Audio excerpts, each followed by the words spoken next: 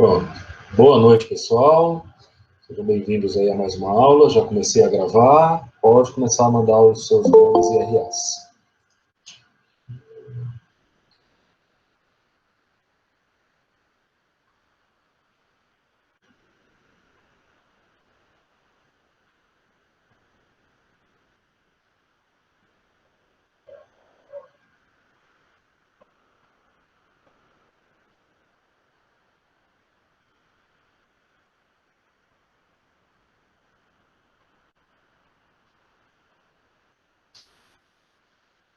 Então vamos lá, começando aqui a nossa aula número 7 de estrutura da matéria.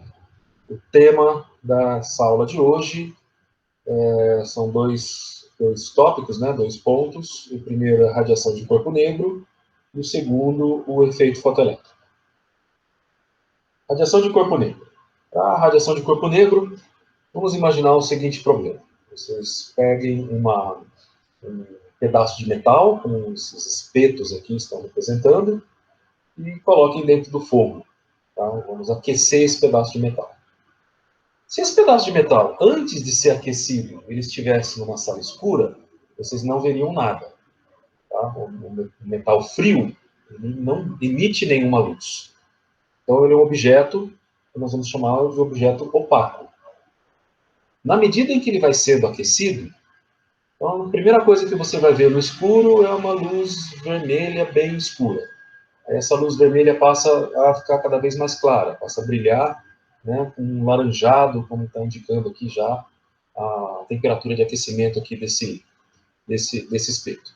Tá? E aí, na medida que nós vamos aquecendo cada vez mais, nós podemos ir ao forno siderúrgico, por exemplo, e nós vamos ver que o metal aquecido a temperaturas bastante elevadas, ele vai começar a brilhar num amarelo, até chegar num branco azulado. Tá? Quais são as características aí desse tipo de radiação, né, e por que ela surge e de que forma que a gente consegue explicar esse tipo de radiação? Então, essa vai ser uma radiação de origem térmica. Ela veio do aquecimento do material. Tá? Vamos imaginar, então, que as vibrações das moléculas dentro desse ferro, né, desses materiais, principalmente metais, que estão produzindo essa luz, essa radiação, e a gente está observando essa radiação. Toda essa luz, então, vai ser gerada somente pela agitação térmica. E esse corpo ele vai ser chamado de corpo negro, porque sem o aquecimento, tá, ele não tem brilho nenhum. É um corpo que não tem luz nenhuma vindo dele, e quando a gente não tem luz nenhuma, é a cor negra. Tá? É um objeto preto que a gente está vendo. Uma das primeiras descobertas aqui de uma lei que está relacionada com as emissões e absorções de radiação foi obtida pelo Kirchhoff no ano de 1860. E é uma lei tão simples quanto isso aqui. Um objeto no equilíbrio térmico, ele absorve a mesma coisa que ele emite. É isso que essa formulinha está escrevendo aqui embaixo. Tá? A variação de energia a um dado comprimento de onda na absorção é igual à variação de energia a um dado comprimento de onda na emissão, se ele estiver nessa condição que é chamada de equilíbrio térmico. Então, olha essa garrafa em amarelo aqui. Ó, tá? A garrafa no amarelo é o que vai representar o equilíbrio térmico. Notem aqui que a seta da quantidade de radiação que chega nela é do mesmo tamanho da seta que indica a quantidade de radiação que está sendo emitida por essa garrafa. Então, essa garrafa nem ganha energia, nem perde energia. Ela se mantém a temperatura constante no equilíbrio térmico, né, com o seu ambiente em volta dela. Por outro lado, se eu tiver mais radiação sendo absorvida do que emitida, como a garrafa em vermelho está indicando aqui do lado, a garrafa vai esquentar. O objeto todo vai esquentar. Ele vai ganhar energia com o passar do tempo, tá? Aumentando a sua temperatura. Se for uma situação como a garrafa em azul está mostrando aqui no meio, em que eu tenho mais energia saindo do que entrando na garrafa, essa garrafa esfria. Com o passar do tempo, a sua temperatura vai abaixando, né? E ela vai perdendo energia conforme o tempo passa. Tá? Bom, uma coisa interessante da gente chamar a atenção aqui é a nossa escala mental de cores. Então, a gente imagina cores quentes, que até tem esse nome, né? O vermelho. Vermelho, laranjado, são cores quentes. E as cores frias, como azul, aninho, violeta. Tá? Agora, isso faz todo sentido, né, no nosso mundo, nas temperaturas que a gente está acostumado no nosso mundo, e quando a gente observa o aquecimento, né, de um material como o ferro aqui em cima, a primeira coisa que eu vejo nele ali é o brilho vermelho. Quando eu observo uma chama queimando, né, a gente está vendo um brilho vermelho. Tá? E, por outro lado, as cores azuis estão relacionadas à cor do gelo, à cor da neve, em países frios, né, que, em geral, a gente vai ver mais branco e azul do que o vermelho. Então, para nossa cabeça, eu imagino que o vermelho é mais quente do que o azul. Só que se a gente fosse se a gente não vivesse aqui na Terra, estivesse no espaço, por exemplo, e eu só tivesse as estrelas como parâmetro de observação, a nossa cabeça ia pensar exatamente o oposto. Tá? Porque as estrelas azuis são muito mais quentes do que as estrelas vermelhas. Tá? E eu vou mostrar mais para frente isso aí. E a mesma coisa a gente pode pensar com as chamas também, o fogo. Né? Deixa eu citar o fogo. O fogo é vermelho, mas se uma chama do fogo for azul, ela vai ser mais quente do que o fogo em vermelho. Então, na verdade, as cores quentes são azuis, e as cores frias são vermelhas. Olha esse gráfico agora aqui embaixo, que eu estou representando a quantidade de radiação que está sendo emitida em diferentes comprimentos de onda. Tá? Então, o eixo X aqui é comprimento de onda. E o eixo Y é a intensidade. Tá? Então, onde tem mais, onde tem menos. Então, nesse gráfico aqui que eu estou mostrando, há uma temperatura de 2.500 Kelvin. Tem bastante luz vermelha, né? Algum pouquinho de luz azul. Né? A quantidade aqui está caindo e eu tenho muita coisa aqui no infravermelho que eu não enxergo, né? Que está de preto para representar isso. E esse corpo está começando a brilhar, né? Conforme eu aqueci até essa temperatura, 2.500 Kelvin. Se nós compusermos as cores que estão sendo emitidas nas três cores básicas, né? Lembra que eu falei que nossa retina tem a capacidade de receber, né, três comprimentos de ondas específicos, que são esses três aqui: vermelho, red, verde, green e azul, blue. Tá? Se vocês olharem bem de pertinho assim na TV, né, TV de LED, desde que eu tenho uma resolução que eu consigo enxergar, eu vou ver três cores: vermelho, verde e azul. Tudo que está sendo montado como imagem são as composições dessas três cores. Os três acesos ao mesmo tempo, luz branca. Os três apagados ao mesmo tempo, luz negra. Tá? Bom, então, se eu decompuser isso nas três cores básicas, o que eu estou vendo desse objeto aqui como um todo é essa coloração alaranjada. Aquecendo mais agora, até 5.000 Kelvin, notem, primeira coisa, que a curva que eu estava mostrando, ela se deslocou. Deslocou da direita para a esquerda. Tá? Deslocou na direção do azul aqui. Então, sumiram algumas partes da cor vermelha, que tem uma intensidade menor. Agora o máximo está aqui, está em torno do verde. Eu tenho alguma coisa de azul também. Então, compondo os três aqui, acesos ao mesmo tempo, um objeto branco. Então, esse corpo negro aí, a essa temperatura de 5.000 Kelvin, ele já seria mais um corpo branco do que um corpo vermelho ou alaranjado. Tá? Ele teria essa composição de cores, eu estaria vendo ele brilhar como um objeto branco.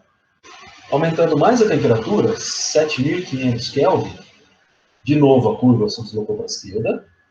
Tá? As intensidades mudaram aqui, agora tem mais componente azul do que as cores vermelhas, né? Essa outra parte do espectro aqui. E a composição das cores já está mostrando para nós aqui que está virando um branco meio que azulado. Né? Já tem um tomzinho de azul aqui, né? Essencialmente é branco, mas já tem um tom de azul na composição dessas cores. Aumentando mais para 10.000 Kelvin. Tá? A curva se deslocou para a esquerda, apareceu mais luz azul. Uma parte já está entrando no ultravioleta, que eu não estou enxergando. Né? Eu já estou vendo aqui esse objeto em azul mais clarinho, nessa temperatura de 10.000 Kelvin. Aumentando mais para 12.500 Kelvin.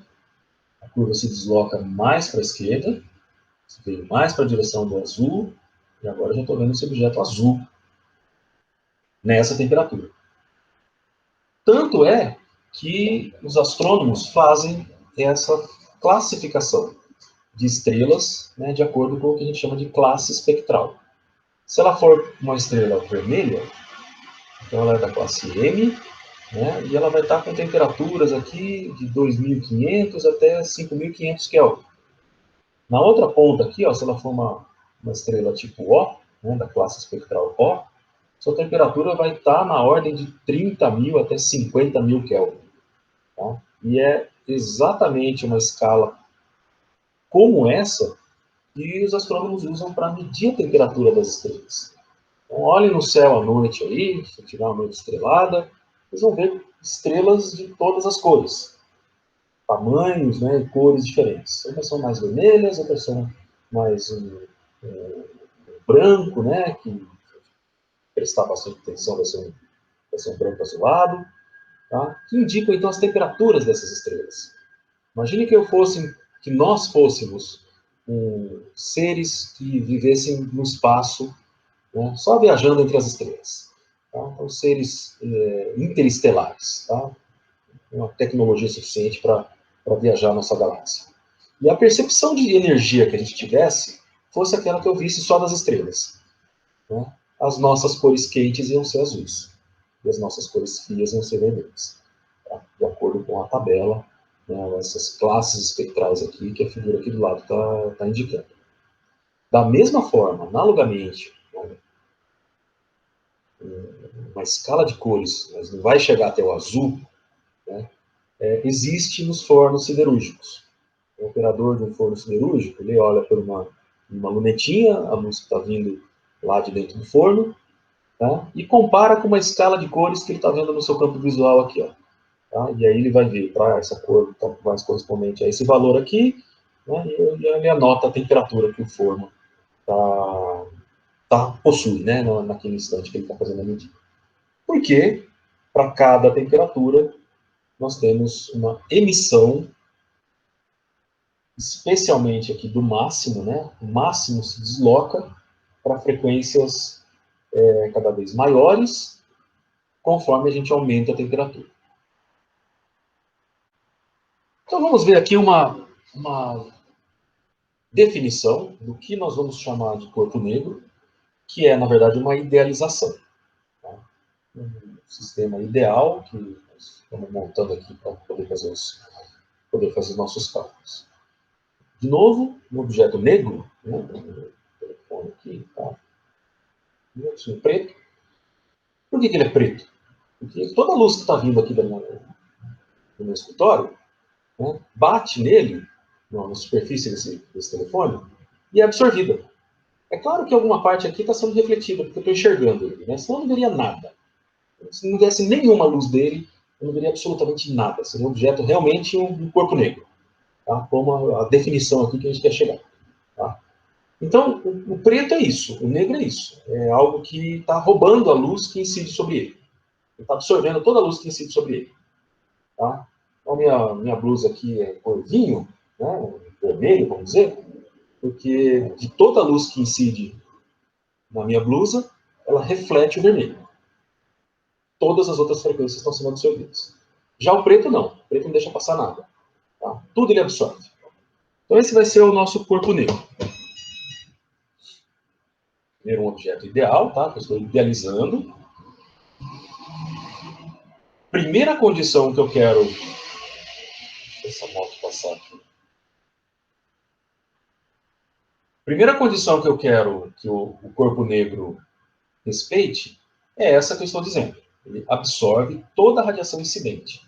Toda aquela radiação que veio de fora, ele vai absorver. Ele não reflete nada. Então, sem refletir, nenhuma energia aqui dessa que está vindo de fora. Por outro lado, quando ele é aquecido, quando eu pego esse pedaço de metal então, e ponho no forno, ele começa a vibrar termicamente, né? Suas moléculas começam a aumentar a sua energia de vibração, e aí ele vai começar a emitir. Toda essa emissão, toda a radiação emitida quando aquecido, vai ser resultado só dessas vibrações térmicas.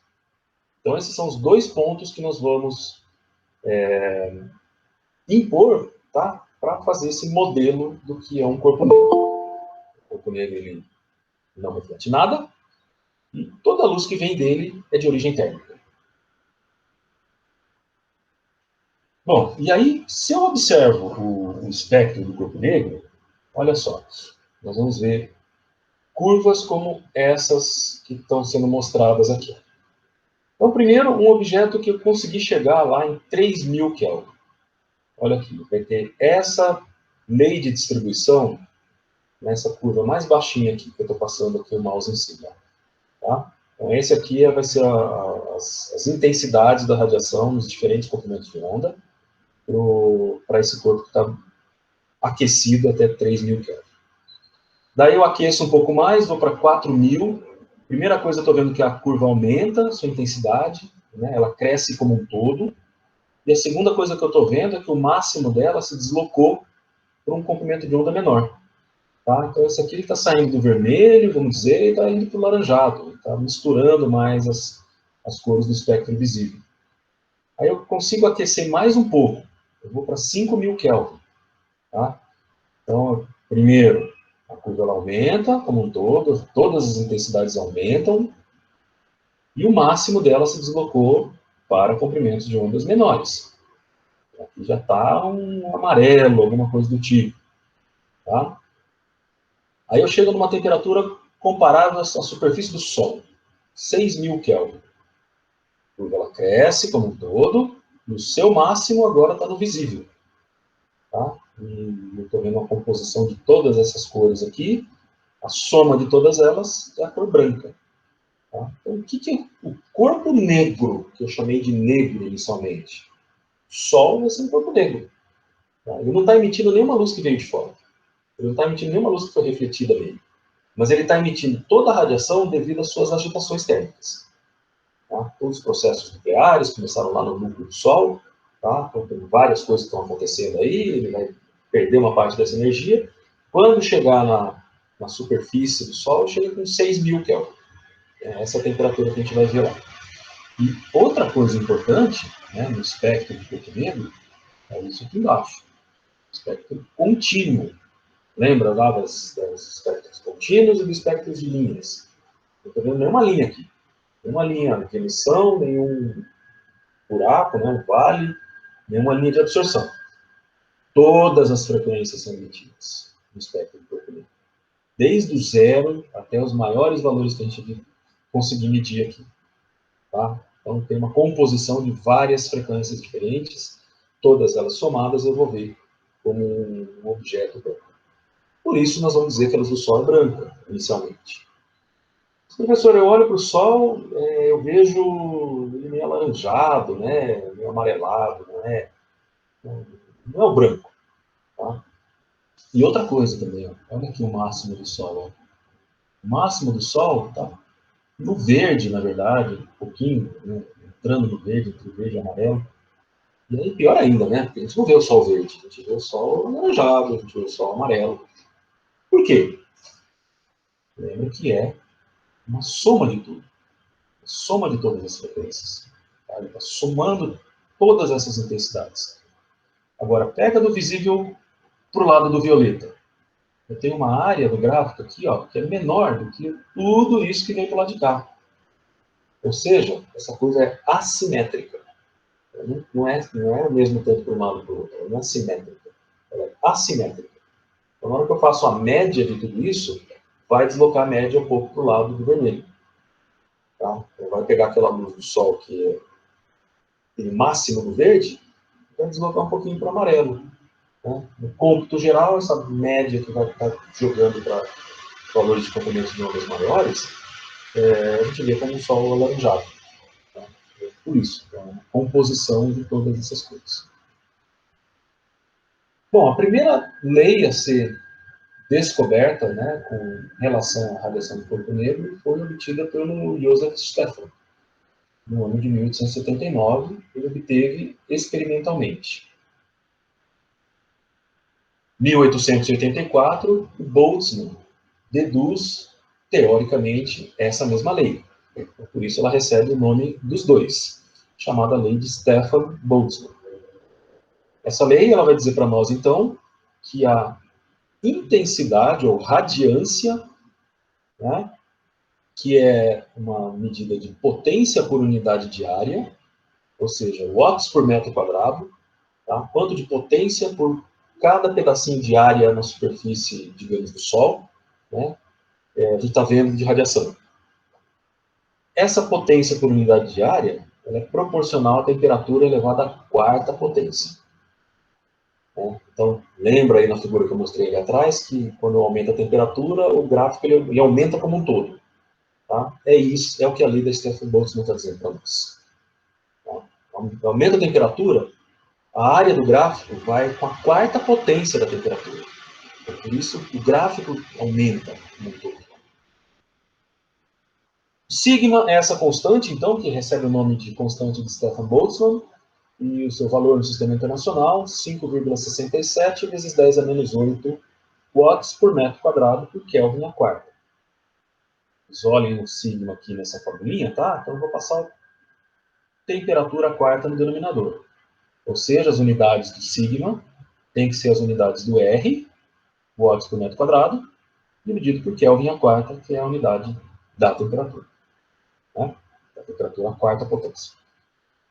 Então, essa é a constante, né, que a gente vai usar nos problemas. Então, isso foi obtido empiricamente aí pelo Stefan e deduzida teoricamente pelo Boltzmann 5 anos depois. E o que essa lei está dizendo para nós é o que essa frase está escrevendo aí em palavras. A taxa de emissão de radiação por unidade de área, potência por unidade de área, de objetos aquecidos é proporcional à quarta potência da temperatura. Bom? Então, a taxa de emissão por unidade de área, taxa de emissão é watts, né? Potência, joule por segundo, por unidade de área, metro quadrado, né? Ou seja, o R, né? É proporcional à temperatura quarta potência. Então, da lei de Stefan-Boltzmann, vamos fazer um exemplo aqui para ilustrar a diferença de quanto que é emitido para uma temperatura ou para outra temperatura. Por exemplo, então, qual a razão das intensidades, watts por metro quadrado, das radiações de corpo negro emitida pelo Sol, e para o Sol vamos tomar uma temperatura na sua superfície de 5.800 Kelvin, e pela Terra. A Terra vamos tomar uma temperatura na superfície da Terra de 300 Kelvin. Tá? Então, para fazer essa conta aqui, vamos iniciar com o Sol. Então, aqui a lei de Stefan-Boltzmann do Sol, o R do Sol, sigma, temperatura do Sol, 4. Sigma 5,67, 10 a menos 8. Temperatura quarta, 5.800, a quarta potência. Lembrando que sempre tem que respeitar o Kelvin aqui sempre, né? Fazendo a conta aqui, vai dar 64 milhões de watts por metro quadrado. Então, se você conseguisse chegar lá na superfície do Sol, né, de acordo com esse cálculo aqui, para cada metro quadrado da superfície do Sol, tem 64 milhões de joules por segundo. Watts. E no caso da Terra? Então, vamos pegar uma temperatura típica da Terra, os 300 Kelvin, né, na superfície da Terra. E aí, vamos dizer que no espaço eu estaria vendo ali com um satélite de infravermelho, né, um mapa de temperaturas da superfície da Terra, mas eu quero o valor médio. Tá? Qual é a intensidade agora da radiação de corpo negro emitida pela Terra? Eu vou fazer a conta aqui, 5,67, 10 a menos 8, vezes 300, a quarta potência, que é a temperatura que eu assumi para a Terra. Eu fazendo esta conta agora, dá 459 watts por metro quadrado. Bem menor do que o Sol, né? A cada metro quadrado da superfície da Terra, devido à radiação do corpo negro, nós temos 460 watts, aproximadamente. Então, esses foram os resultados, né, obtidos aí por causa do Sol e por causa da Terra. Eu quero fazer a razão dos dois resultados, né? Foi isso que foi pedido. Eu vou dividir um número pelo outro. 64 milhões por 459. E aí o resultado dá isso aqui. 140 mil. Então, a intensidade da radiação emitida pelo Sol é 140 mil vezes maior do que a intensidade da radiação de corpo negro emitida pela Terra. Então, a Terra, se eu pudesse enxergar no infravermelho, a gente veria a Terra brilhando no espaço. Tá? Os nossos olhos não são capazes de ver a luz infravermelha. Tá? Então, a gente não vê esse brilho da Terra, tá? Devido à sua temperatura, suas emissões térmicas. E aí, olha então essa figura aqui. Tá? Essa figura vai ilustrar, não em escala, mas ela está mostrando um pouco aqui que a radiação do Sol é muito maior do que a radiação da Terra. Tá? Eu teria que ter na verdade, a área embaixo da curva aqui é 140 mil vezes maior do que a área embaixo dessa outra curva aqui. Tá? Olha aqui, está mais ou menos mostrando também, né, qual que é a porcentagem que a gente tem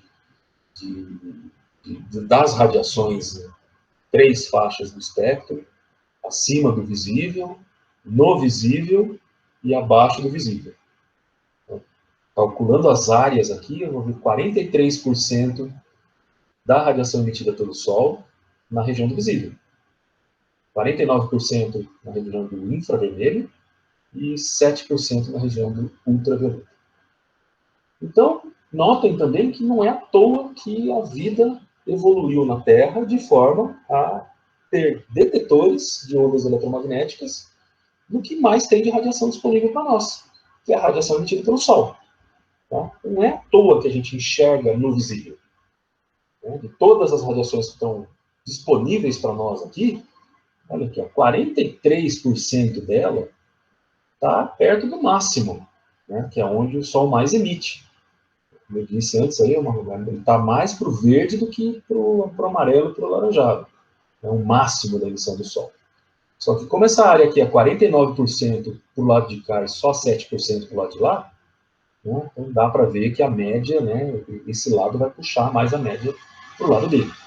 Então, deslocando, né, no cômputo geral, na cor do Sol que vai estar mais para o amarelo e para o laranjado do que no seu máximo especificamente. Tá? Mas não é uma simples coincidência o fato da gente enxergar nessas energias. Existem alguns insetos aí, a gente sabe que a abelha enxerga no ultravioleta, alguns animais noturnos, né, eles têm visão infravermelho melhor do que a nossa, tá? Então conseguem ver suas presas, né, no escuro, mas não tem nenhum animal que enxerga no raio-x. Tá? Não existe nenhum animal que enxerga ondas de rádio. Estão em frequências bem longes aí da parte do visível. Tá? Todo mundo no visível ou bem pertinho dele, tá? Que é onde a gente mais tem radiação. Bom, vamos olhar de novo essa figura agora com outros olhos. E aí vamos notar uma outra coisa. O máximo da radiação do Sol está aqui no visível. Né? O comprimento de onda compatível aí com o verde, mais ou menos. O máximo da emissão da Terra, eu não enxergo. Está no infravermelho e em comprimentos de ondas bem longos, né, comparados com essa parte aqui. Tá? Então, temperatura baixa, comprimento de onda longo. Temperatura alta, comprimento de onda menor.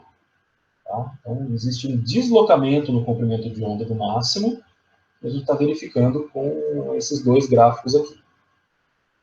Vamos completar um pouquinho mais essa ideia. Tá? Então, de novo, esse aqui é o espectro do Sol, tá? Do corpo negro do Sol. Máximo aqui perto do verde, né? Mais ou menos. Para a temperatura do Sol de 6.000 Kelvin. Se eu olho para o espectro da Terra, tá? Tem um máximo que está aqui no comprimento de onda de uns 10 micrômetros. Tá? Lá no infravermelho, longínquo, né? Bem longe da parte do visível. E correspondendo, então, a temperatura de 3.000 Kelvin. Então, um pedaço de metal em equilíbrio térmico com a Terra não vai emitir nada. Ele vai emitir, mas eu não vou enxergar, na verdade. Tá? Está vendo que essa luz aí está no infravermelho. Agora, se eu pego esse mesmo metal e aqueço ele até 1.800 Kelvin, esse deslocamento vai fazer com que o máximo já se aproxime mais nessa região aqui. Tá? Então, alguma coisa aqui entre 500 e 2.500, seja aí uns 1.500, vai. Só para a gente ter um número. 1.500 nanômetros. Tá? Ou 1,5 micrômetros. Então, caiu de 10 para 1,5. Tá? Nessa escala aqui, falando da temperatura desse objeto. Agora, olha que cor que ele tem. Esse pedacinho que está aparecendo no vermelho aqui. Ó. Tá vendo? Então, esse espectro já se deslocou para entrar uma parte considerável aqui no vermelho e a gente vai começar a ver esse objeto brilhar. E na medida que ele for aquecido mais, e mais, e mais, ele vai se deslocando cada vez mais para dentro do visível e as outras partes, as outras cores começam a aparecer. Vamos no sentido contrário agora, em sentido de resfriamentos, até chegar numa outra radiação de corpo negro bastante importante, que é do nosso próprio universo. Em 1965, Penzias e Wilson fizeram medidas de uma antena de micro-ondas, né, medidas com radiotelescópio, na frequência de micro-ondas, e observaram uma radiação vinda de todo o espaço. Qualquer lugar do espaço que eles apontassem, tinha aquela radiação ali que estava sempre presente. Por mais que eles limpassem o detetor, né, fizessem outros métodos de medida, de reconstrução, aquela frequência estava ali e estava sendo sempre medida. O que é isso? É o que nós chamamos de radiação cósmica de fundo. Esse universo começou com uma grande explosão, o Big Bang. Tá? Depois ele cresceu o suficiente, esfriou o suficiente para que os elétrons conseguissem se ligar aos núcleos atômicos, formando os primeiros átomos. Isso aconteceu entre 300 mil e 400 mil anos depois da explosão original. Então, antes o universo era um plasma, era uma mistura, ali, uma sopa de cargas positivas e negativas. Essas cargas elas interagiam fortemente com a radiação eletromagnética. Quando os elétrons se ligaram aos átomos, essa radiação não interagiu com nada. Ela ficou livre para o espaço. E ela foi emitida para o espaço em todas as direções. Tá? O que naquela época foi na região do infravermelho, tá? Temperaturas relacionadas com o infravermelho, a continuação da expansão do universo até hoje, né? 13 bilhões de anos depois, o universo se esfriou mais, cresceu e se esfriou mais, e hoje nós vemos na região das micro-ondas. Tá? O comprimento de onda aqui do espectro de corpo negro, cujo máximo está bem perto do 1 milímetro. Eu vou fazer um exercício aqui no final da aula de hoje, tá? Que nós vamos calcular de onde que sai essa temperatura a partir desse comprimento de onda. Tá? Então, essa é outra forma de radiação, né? Está presente aí no universo como um todo e ela, que é o que nos dá a medida da temperatura do espaço, do vácuo. Né? Fora, então, do vácuo bem distante, absoluto, digamos, e o universo tem essas radiações. Vão dar uma temperatura para o universo de 2,7 Kelvin. Todos os casos nós estamos observando o seguinte, que o máximo de emissão, o comprimento de onda, o máximo de emissão é inversamente proporcional à temperatura. Em temperaturas baixas, comprimentos de ondas de milímetros. Aumentei a temperatura, foi para micrômetro. Dezenas de micrômetros. Micrômetros. Centenas de nanômetros. Quando a temperatura aumentou, o comprimento de onda diminuiu. Então, o comprimento de onda do máximo da emissão é inversamente proporcional à temperatura. Esta observação foi formulada, então, como uma lei em 1893 por Wilhelm Wien, que formulou essa lei chamada Lei do Deslocamento. Lembrando que conforme a gente aumenta a temperatura, o espectro se desloca. Máximo de emissão se desloca. É por isso, lei de deslocamento. O comprimento de onda do máximo é inversamente proporcional à temperatura, e a constante de proporcionalidade é essa aqui, 0,002898.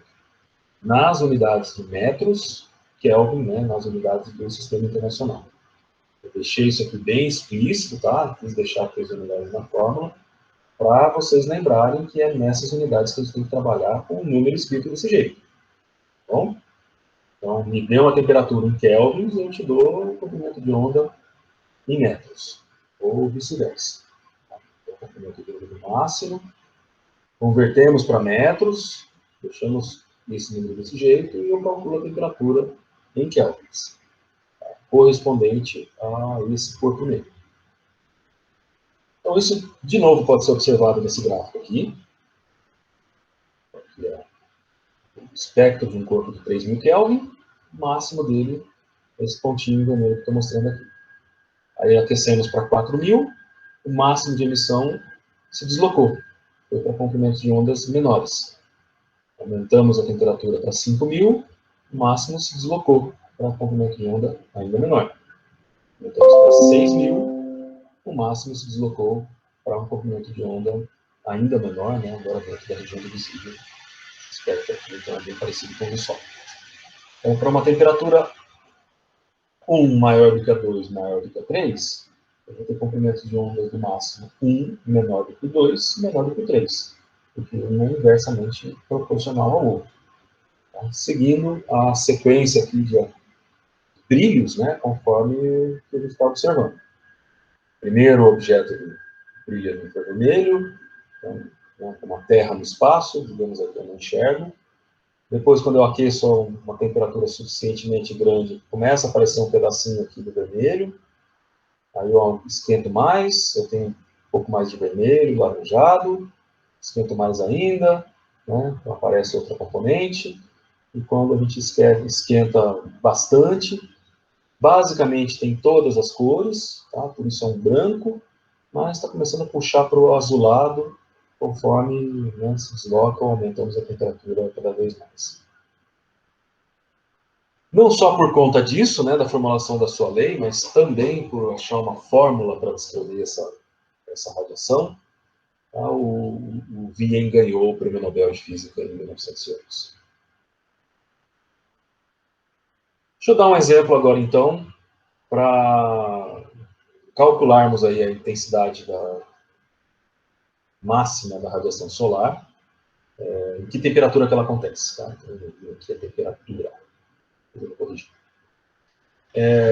Então, sabendo aqui que o comprimento de onda da máxima emissão do Sol é de 490 nanômetros.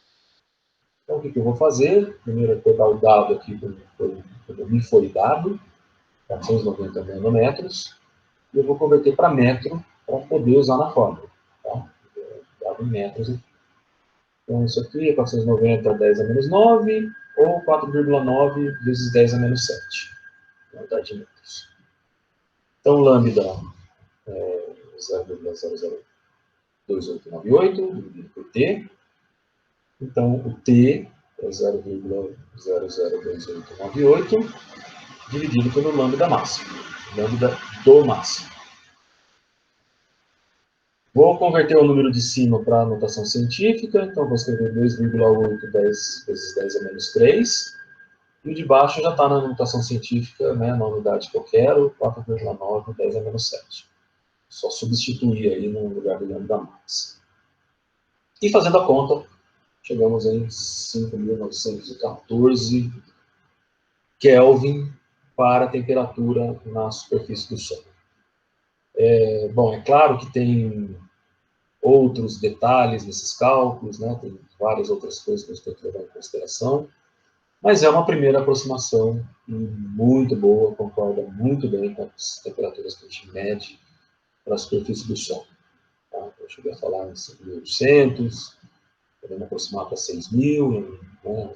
Depender dos os dados do problema que passar para nós, mas está um valor bastante acurado aqui, né? 5.900 kelvin. Em 1860, o Kirchhoff chegou a sugerir uma forma da gente calcular a radiação de corpo negro. E o que ele pensou? Tá? Ele pensou que uma cavidade com um orifício se comporta como um corpo negro. É o que essa figura está mostrando aqui. Ó. Tá? Então, a cavidade é isso aqui, essa região oca aqui, esse espaço vazio dentro do objeto. Né? E o orifício está aqui. A sua porta de entrada, vamos dizer assim. Só que é só a porta de entrada para a radiação. Por isso é corpo negro. Porque qualquer luz que bate no orifício, ela vai viajar aqui dentro, vai ser refletida para lá e para cá, e eventualmente vai ser absorvida. Eventualmente ela vai morrer ali dentro do objeto, né? E nada vai sair. Esse corpo negro não pode sair nada. É um orifício bem pequenininho, toda luz que entra acaba sendo absorvida, perdida lá dentro. Tá? O que nós vamos ver saindo da luz, do orifício mesmo?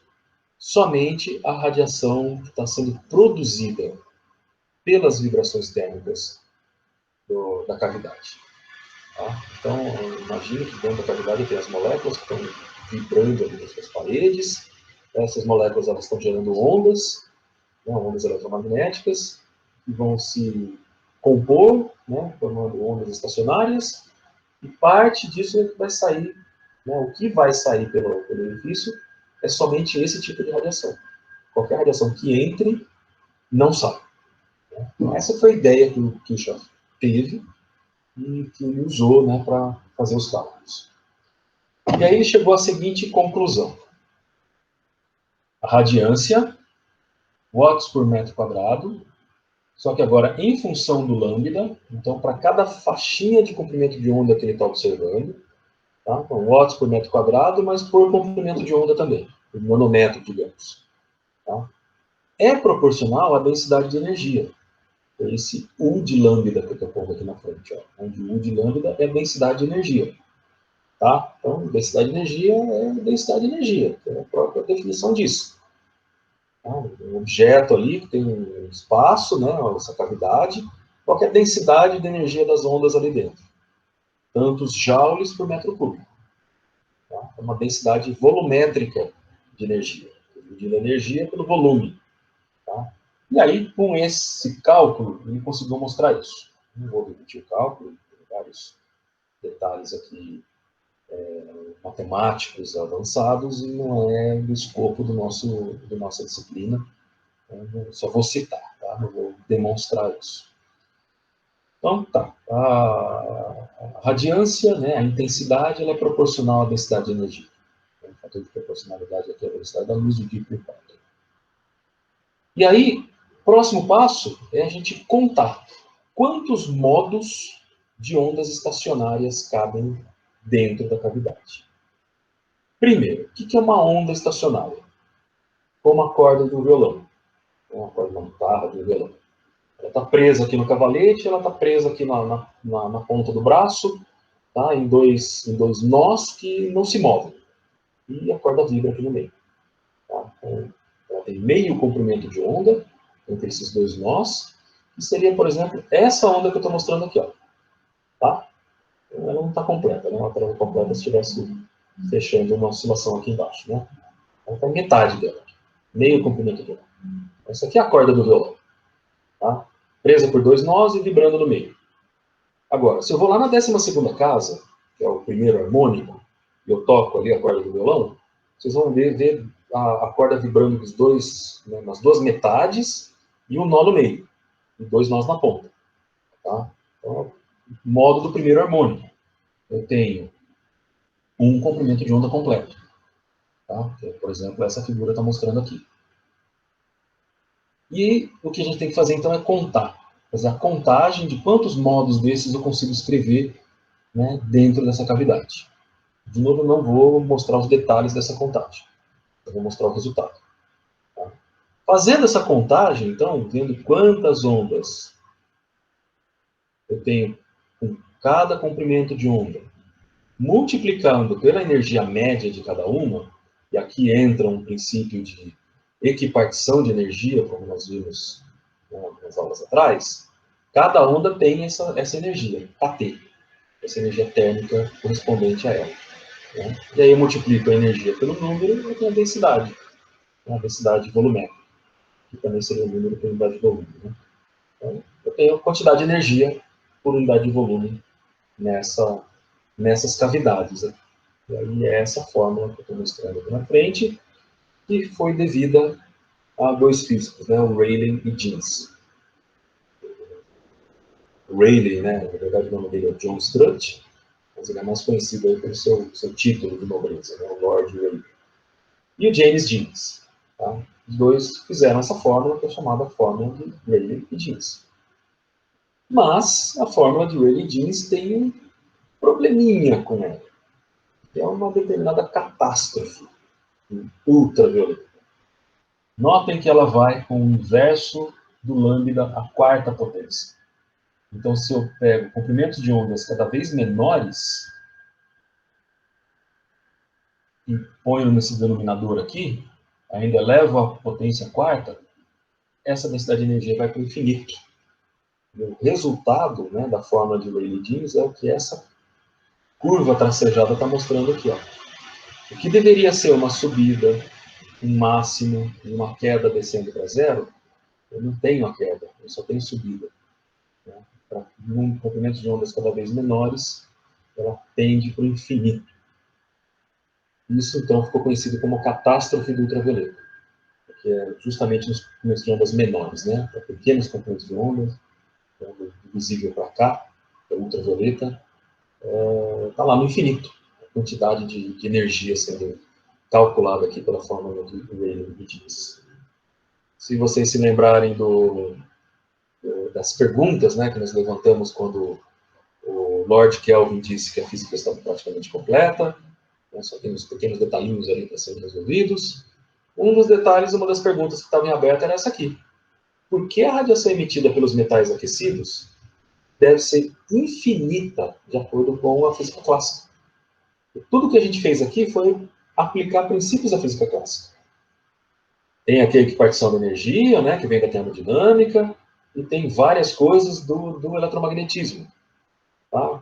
Velocidade da luz, comprimento de onda, né, frequências, tudo isso são consequências, né, e fazem parte da teoria clássica da física, o eletromagnetismo e a termodinâmica.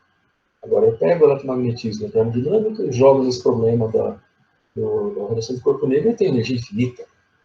Né? O que está acontecendo aqui? O que está errado? Tem alguma coisa errada ou no nosso modelo ou na nossa conta. Tá? Bom, e aí no ano de 1900, o Planck teve uma daquelas grandes ideias. Qual foi a ideia do Planck ao se deparar com o problema aí da radiação do corpo negro e a catástrofe do ultravioleta? Primeira coisa, ele mudou o cálculo. Ele falou, olha, não podemos fazer uma integral para calcular essa energia média. Nós vamos fazer uma soma. Tá? Qual é a diferença das duas coisas? Bom, vocês vão ver isso mais para frente, né, nos seus cursos aí de funções de uma variável, né, os cursos de cálculo aí que vocês vão ter na UFABC, mas, na verdade, a soma, a integral, ela é uma soma infinitesimal. Tá? É como se eu estivesse pegando aqui essa curva, digamos, tá? Eu quero calcular a área embaixo dela. Aí eu vejo quanto que dá essa linha. Eu venho aqui do ladinho aqui, eu pego uma outra linha. Aí eu venho do ladinho aqui, pego outra linha. E vou somando cada linha infinitesimalmente pequena, tá? Até compor a área. E aí a soma de tudo vai dar área. Né? Essa é a interpretação que vocês vão ver da integral. Agora, por trás disso, tá essa história de fazer um muito pequenininho, de fazer um negócio diferencial. Tá? Então, essa largura que eu estaria fazendo dessa linha é infinitesimal mesmo. Né? Ela teria que ser tão pequena quanto eu preciso para o cálculo. Né? E, então, o Planck, ao fazer esses cálculos, né, pelas próprias palavras dele, foi uma medida desesperada que ele teve. Em vez de fazer o cálculo com integral, essas linhas infinitesimais, ele fez com uma soma. Então tinha um menor valor, uma largura de energias que podia chegar no máximo. Então não dá para dividir a energia indefinidamente. A energia não é um contínuo. A energia é um pacote discreto. A energia é quantizada. Então foi essa hipótese que o Planck levantou ao descrever, né, a radiação do corpo negro. Matematicamente, ele trocou a integral por uma soma, tá? E para justificar isso, ele falou, eu não posso quebrar energia em pedacinhos do quanto que eu quero, tem um limite para isso. E o limite, então, é dado pela uma fórmula de quantização. As energias, os níveis de energias das moléculas lá dentro da cavidade são múltiplos de um valor fundamental. Olha aqui o N, o número inteiro, e olha aqui o valor fundamental. Esse aqui é um quantum de energia. O menor valor de energia possível. E, além disso, ele disse que era proporcional à frequência da luz, né? A frequência das radiações. Tá? Eu consigo quebrar até um certo limite, que é o menor valor possível, e, além disso, esse menor valor possível tem energia proporcional à frequência. Onde a constante de proporcionalidade é conhecida como a constante de Planck, e tem esse valor aqui que eu pus aqui embaixo, 6,626 vezes 10 a menos 34 joules vezes segundos. Bom, importante notar aqui, né, que esse valor é muito pequenininho. 10 elevado a menos 34 joules e segundos, né, nas unidades do sistema internacional. É por isso que a gente não consegue ver fenômenos quânticos no nosso mundo aqui, tá? No nosso mundo clássico.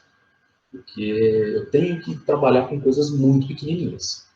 Eu tenho que ir para a escala molecular, atômica, nuclear, para poder ver os efeitos quânticos aparecendo. E vocês vão ver que toda vez que tem um efeito quântico, tem a constante de Planck aqui aparecendo. Tá? Essa constante é o que liga frequência à energia. Tá? Então, olhando aqui, ó, como do lado de cá eu tenho energia, e aqui eu tenho frequência é 1 sobre o segundo, então eu vou multiplicar por segundo e por joule para dar joule. Tá? Então, aqui estão aqui as unidades correspondentes para a constante de Planck. Bom, então, usando a hipótese da quantização das energias, o Planck ele conseguiu escrever uma fórmula que descrevia perfeitamente o espectro de corpo negro. Então, não se importem com a fórmula, não é ela que é o importante aqui, não é ela que nós vamos cobrar agora de vocês, mas a interpretação disso.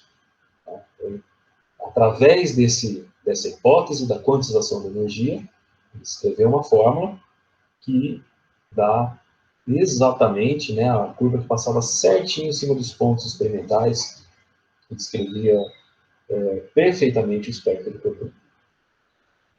Você tem a constante de Planck, 6,63, né, vezes 10 a menos 34, joules vezes segundos, e por conta dessa importante explicação desse fenômeno, ele ganhou o Prêmio Nobel em 1918. Né?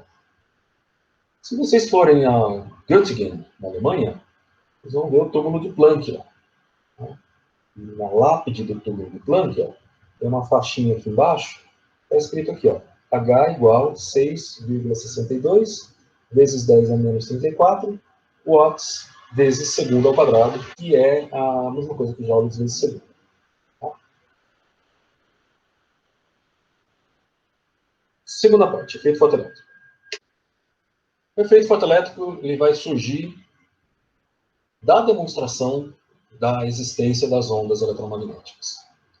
Isso a gente já viu um pouquinho, né? Já contei um pouco dessa história para vocês. Em 1864, o Maxwell deduziu as equações de onda para o campo elétrico e para o campo magnético e verificou que essas ondas viajam a uma velocidade muito próxima da velocidade da luz, e com isso ele já imediatamente identificou que a luz é uma forma de onda eletromagnética. Né?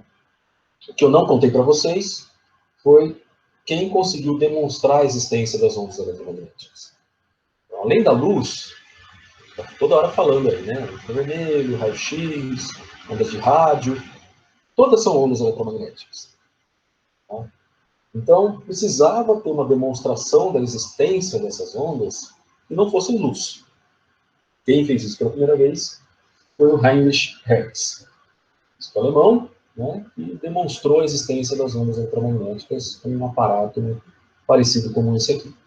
Tá? Então, isso aqui, na verdade, é um circuito que está gerando corrente alternada, e dessa corrente alternada, né, forma-se uma diferença de potencial alternada aqui entre esses terminais, que vão fazer com que faíscas sejam emitidas ali entre um terminal e o outro. Né? Então, uma hora tem faísca, hora não tem, hora tem, hora não tem, hora faísca no sentido, hora no sentido inverso, tá? Porque ela vai com as oscilações dessa corrente alternada. Né? Bom, ele montou esse dispositivo e montou um outro, que é uma antena, para captar as ondas que eram emitidas de um aparelho para o outro. Né? Então, isso ele conseguiu demonstrar a existência dessas ondas. Tá? Não só dizendo que elas viajam à velocidade da luz, mas também verificando uma série de outras propriedades da luz. Essas ondas, elas refletem, elas refratam, elas viajam em linha reta, né, e elas viajam à velocidade da luz. Então, ele fez todas essas verificações. Não foi só ligar o aparelho lá e falar, ó, estou pegando, né, estou captando. Não, ele fez, de fato, essas demonstrações e mostrou que é uma forma de luz, né, diferente. Por o caso do Hertz, nas ondas de rádio. Então, demonstrou a existência das ondas eletromagnéticas nas frequências de rádio, né, que é a primeira demonstração que não fosse algo envolvendo a luz. Isso foi anos depois aí da morte do Maxwell, né? O Maxwell não assistiu à demonstração da existência das ondas que ele havia proposto. Além disso, o Hertz também descobriu o efeito fotoelétrico. Por quê? Porque ele notou que se ele iluminasse os terminais com luz ultravioleta, as faíscas se formavam mais fácil. Aí, se ele colocasse uma luz de frequência mais baixa, digamos, uma lanterna vermelha, né, não tinha esse aumento, né, não era mais fácil de gerar faíscas. Então, tinha alguma coisa envolvendo essa radiação com frequências de azul, violeta, ultravioleta, que não tinha nas frequências mais baixas. Tá? Que estava fazendo com que os elétrons fossem arrancados com mais facilidade ali do metal, gerando a faísca. E descobriu, então, o efeito fotoelétrico no ano de 1887. 10 anos depois, e os anos que se seguiram disso, né, 1897 para frente, o Philip Leonard estudou sistematicamente o efeito fotoelétrico. Primeira coisa, ele montou um aparato para fazer os seus estudos, que a gente chama de célula fotoelétrica. Na verdade, é um tubo com 2 eletrodos, né, um cátodo e um anodo, e uma janela por onde pode incidir a luz. Né, e a luz ela vai incidir batendo no metal aqui que tem a polaridade negativa. Né. Então, a depender da frequência dessa luz aqui, eu vou arrancar elétrons. Eles vão ser chamados de fotoelétrons. E aí a gente fecha o circuito e faz uma medida com um perímetro aqui, né, um instrumento que meça a corrente, e né, depois a gente verifica aí como que varia a corrente com a intensidade de luz, com a tensão, com tudo mais. Tá? Então, ele montou esse aparato e com ele fez vários estudos relacionados ao efeito fotoelétrico. Primeira conclusão aí do Leonard foi que a emissão ocorre a alto vácuo. Você pode vacuar o tubo aqui à vontade, né, da melhor maneira que você conseguir, o fenômeno não muda absolutamente nada por conta disso. Aliás, ele fica até melhor porque quanto mais vácuo tiver, porque os elétrons eles não vão bater no gás aqui dentro. Tá? Então, quanto mais vácuo, melhor a emissão de fotoelétrons. Então, o efeito fotoelétrico não é devido aos íons do gás. Tem outra razão por trás dele. Aplicando-se um campo magnético nos fotoelétrons, nós vamos desviar os elétrons na direção compatível com as cargas negativas. Ou seja, evidência aqui, né, de que nós estamos falando de elétrons. Tá? Mesma coisa que o Thomson verificou, né, e mediu a razão carga-massa, também, né, um tubo de 2 eletrodos, né, evacuado, que você está emitindo elétrons a partir de um cátodo. Tá? Finalmente, ele descobriu que o efeito fotoelétrico como um todo, né, tem uma frequência de limiar. Abaixo dessa frequência não acontece o fenômeno, tá? Ou também chamada de frequência de corte. Algo em torno aí de 10 a 14 Hz, né? E vai depender, na verdade, do material que a gente está usando aqui. Ó. Tá? Então, gráficos como esse aqui foram obtidos, né? E em que nós temos aqui a energia cinética dos elétrons no eixo Y, em função da frequência da luz que incide aqui pela janela. Tá? E notem, então, que a energia cinética desses elétrons vai com uma lei linear com relação à frequência.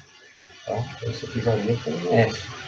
Né? F quadrado, né? Sobre F, né? Raiz de F, né? É proporcional a F, proporcional à frequência. Então, se eu volto essa reta aqui, né, os pontos até me aproximar o máximo possível da energia cinética igual a zero, tem uma hora que o fenômeno não acontece. Tá? Seria a energia cinética é zero. O elétron não tem energia aqui para chegar para o outro lado, ele não tem velocidade nenhuma. Tá? O fenômeno não acontece e a corrente cai a zero, tá? Na frequência abaixo da qual o fenômeno não acontece absolutamente. Então, a depender do metal ali, você vai ver no amarelo, você vai ver no verde, tá? Uma frequência que abaixo dela não tem fenômeno de efeito fotoelétrico e acima tem fenômeno de efeito fotoelétrico. Notem quem fez a medida aqui, ó, o Millikan, tá? O próprio Millikan, em 1916, que fez um gráfico como esse. Cheguei a citar aí que ele trabalhou também no efeito fotoelétrico. E o Leonard ganhou, em 1905, o Prêmio Nobel de Física, devido a todo o seu estudo sistemático aqui, né, e suas descobertas que ele fez no fenômeno. Então, atrás dessa frequência de corte, tem outra das perguntas que não estavam sendo respondidas na época da afirmação do Lord Kelvin. E outra pergunta foi essa aqui que eu pus lá para vocês. Ó. Por que os metais geram cargas elétricas quando iluminados por radiação de frequência ultravioleta, mas não quando iluminados por frequências menores? Existe uma frequência que corta o fenômeno. Uma frequência que é o limite inferior para ele acontecer. Bom, nos anos seguintes, outra grande ideia surgiu. Né? Dessa vez, devido ao físico Albert Einstein. Qual foi a grande ideia de Einstein? O Einstein ele considerou, então, que, da mesma forma que o Planck havia dito, que, olha, as radiações eletromagnéticas são quantizadas, se a radiação eletromagnética é quantizada, cada raio eletromagnético que eu estou vendo é um pacote, um quantum de radiação eletromagnética. Então, a luz deve se comportar como um quantum, como uma partícula, na interação do efeito fotoelétrico. Né? Então, para o Einstein, o fóton tem a energia do quantum de Planck. Lembra lá que o valor fundamental do Planck era HF. Tá? Isso indica cada um dos fótons. Cada fóton é uma entidade dessa com essa energia, proporcional à frequência. Né? E a constante de proporcionalidade é a própria constante de Planck, aqui que já havia sido proposta, né, anteriormente. E o Einstein se aproveitou disso. Tá? Ele pegou a forma de quantização de Planck e tomou o menor valor possível, o valor do quantum da radiação eletromagnética. E disse, olha, isso é uma partícula. Vai bater no elétron e vai arrancar como uma colisão de duas partículas. Né? Uma observação que eu faço aqui, o nome fóton não foi devido ao Einstein, tá? O nome veio depois, um químico chamado Lewis. Então, é só a ideia aqui que a gente está propondo, tá bom? Fóton aqui foi o nome dado posteriormente à rasta. E aí, então, ele vai fazer o seguinte, ele vai dar essa ideia. Cada fóton bate num elétron e arranca o elétron como se fosse a colisão de duas bolinhas de bilhar. Né? Como se fosse a colisão clássica de duas partículas. E aí, observando o seguinte, ó, na interação com a superfície do metal, parte da energia do fóton é gasta para arrancar o elétron do metal, vamos chamar essa energia perdida de W, e parte é convertida em energia cinética, né, no que sobra de energia. Olha essa figura aqui, esse gráfico que eu fiz aqui do lado agora.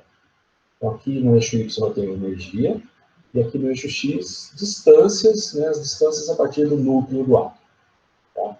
Então, um elétron, tá, que está numa região aqui, né, abaixo dessas duas linhas, o elétron está ligado, está preso dentro ao átomo. Se ele passar para cá, né, se tiver energia suficiente para passar para o lado de cá, ele saiu do átomo. E aí vem um fóton. Um fóton que tem essa energia aqui, ó, HF. Tá? A energia do fóton, a gente está propondo. Essa energia HF, agora olhem para as duas linhas tracejadas horizontais, ela é a soma desses dois pedaços. Do quanto a gente gasta para arrancar o elétron do material, e o que sobra é a energia cinética do elétron. Tá? Então, o que o Einstein fez aqui foi escrever uma conservação de energia. Então, olha, a energia do fóton, uma parte eu vou gastar para arrancar o elétron, e outra parte vai ser a energia cinética do elétron. Invertendo a fórmula aí para a energia cinética, né, o K é HF menos W. Agora, notem que nós temos elétrons que estão mais próximos da superfície e outros elétrons que estão lá no fundo. Então, esse que está no fundo, eu gasto mais energia para arrancar. Esse que está aqui pertinho, eu gasto menos energia para arrancar. Então, vão sair elétrons com diferentes energias cinéticas. O que eu gastei menos energia é rapidão. O que eu gasto mais energia, ele é mais lento. Né? Então, tem diferentes energias cinéticas aqui, desses elétrons que estão sendo emitidos. E vamos olhar, então, para o máximo, para a máxima energia cinética. Quem vai ter a máxima é esse elétron que está pertinho da superfície aqui, ó, pouco ligado ao átomo. Eu praticamente não gasto energia nenhuma para ele e sobra bastante energia cinética para ele.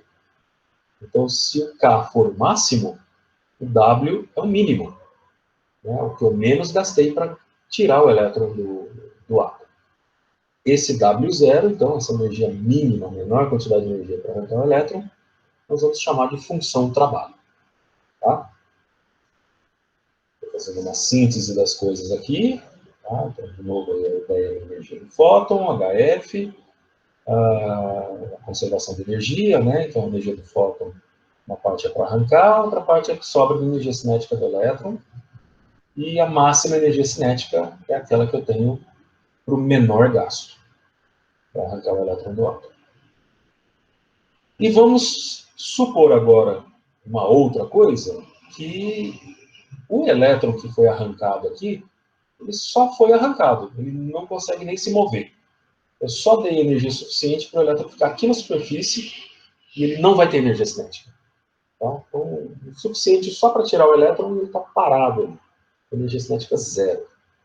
Então, se o K máximo, energia cinética, for igual a zero, então eu vou ter agora essa equação aqui, HF menos W0 igual a zero. Eu vou resolver agora chamando F de FC. Olha a frequência de corte aqui, ó. Tá? Então, deduzo naturalmente das equações a frequência de corte para o efeito Fock-Levin. Qual a frequência que eu consigo só arrancar o elétron do átomo sem dar energia cinética nenhuma para ele? Se eu der menos, uma frequência ainda menor, eu nem arranco o elétron do átomo. Tá? Então não tem como acontecer o efeito Fock-Levin. Nesse valor é o suficiente só para arrancar ele que está parado. E se eu tenho mais energia, né, uma frequência maior, eu vou arrancar e o elétron ainda sai com movimento, sai com velocidade. Então essa é a formulinha da frequência de corte. Tá? Notem novamente aqui no gráfico do Millikan, né, que a gente tem aqui a frequência de corte aparecendo quando a energia cinética tende a zero, Então, lembrando que esse eixo aqui é a energia cinética. Tá? Conforme eu me aproximo aqui do valor do Kmax igual a zero, a frequência é a frequência de corte. Né? E ela ocorre, né, sendo na razão da função trabalho pela constante de Planck. Além disso, ó, olhem aqui também ó, nessa fórmula, K máximo, energia cinética máxima, é proporcional à frequência. Lembra que eu falei que tinha uma fórmula linear que descreve isso? É essa reta que a gente está observando aqui, é essa lei matemática que está escrita aqui. Então, usando a hipótese de Planck, que existe o quantum de radiação eletromagnética, interpretando isso como uma partícula, tá? O Einstein não deu o nome, mas ele já tinha essa ideia, né, de imaginar que o quantum de radiação eletromagnética interage com um elétron como se fosse partícula. A colisão vai se dar de forma a conservar a energia, e com isso a gente explica todo o efeito fotoelétrico. Não tem nenhuma contradição nessa explicação agora. Então, ela precisou partir desse pressuposto, que a luz agora não é uma onda eletromagnética simplesmente, mas ela atua como partícula. Tá?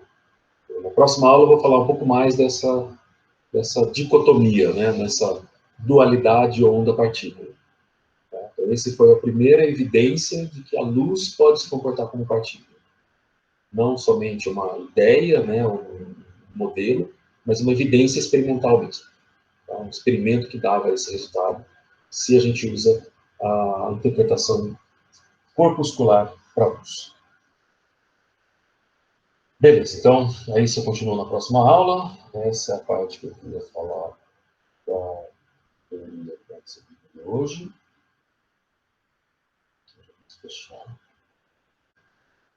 Beleza, eu vou, então, no restante da aula aqui, resolver problemas daí relacionados ao efeito fotoelétrico e à radiação do corpo.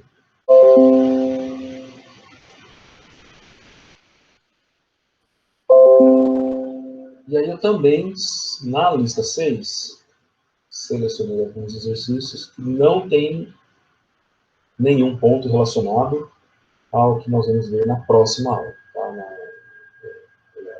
dualidade da partícula, comprimento de de Broglie, né? Então, esses daqui eu vou pular. Tá?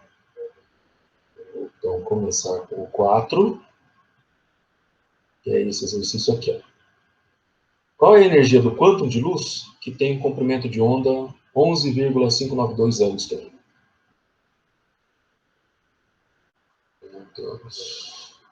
Lista 6 hoje, né? Lista 6. Eu vou para começar, né, com o exercício 4. Esse foi o comprimento de onda dado.